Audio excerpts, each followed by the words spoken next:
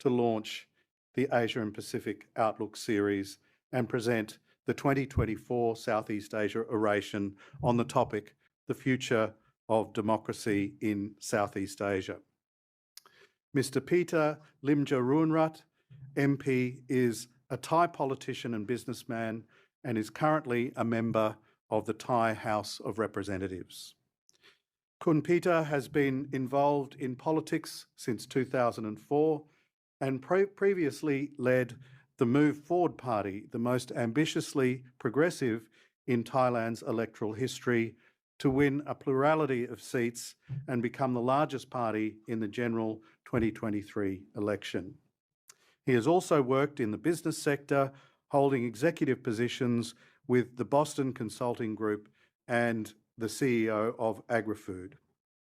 Kun Peter received his education in New Zealand, Thailand, and the United States, graduating with an MBA from MIT's Sloan School of Management and a Master's of MPP at the Harvard Kennedy School of Government. Kun Peter, you are most welcome. You've honoured us by coming and speaking at the University of Melbourne tonight. Ladies and gentlemen, please join me in welcoming Kun Peter.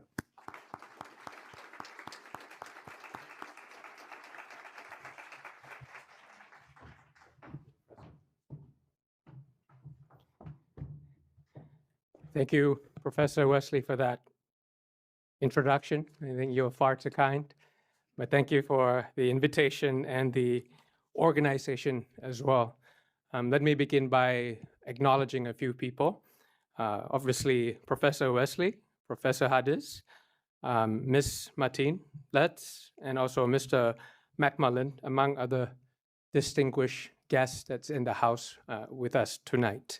But most importantly, the young, bright students of University of Melbourne for spending time with me today. And it's always absolutely amazing to be back in Melbourne, Australia after a long time. The last time I was here was about 20 years ago, but for several reasons that when I come back to this region, it's always absolutely amazing. Personally, as Professor Wesley mentioned, I grew up in Hamilton, New Zealand. So obviously we have some slight differences when it comes to rugby preference, but hopefully we can sort that out. But my younger brother, on the other hand, went to Adelaide.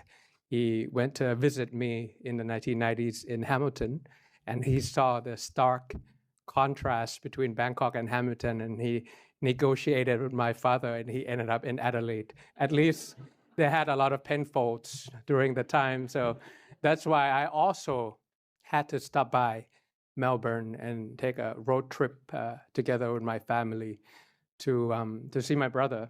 So, once a down under, always a down under. I'm dying for some Vegemite, some Marmite, steak and cheese pies, maybe probably going to the record store and get some Crowded House and Silvershare Frog Stomp or something like that. I see some faces nodding and some blank faces at the back. So it's obviously we have some generation gap over here. But professionally, to be, the leader or the former leader, still in the leadership of the largest political party in Thailand, to come back to Melbourne exactly, where the ASEAN-Australian Summit just happened 4 months back. I was listening very carefully to what your Prime Minister and what your Foreign Minister had to say. So it's really the right place professionally for a politician from Thailand to be here discussing the topic of today's discussion.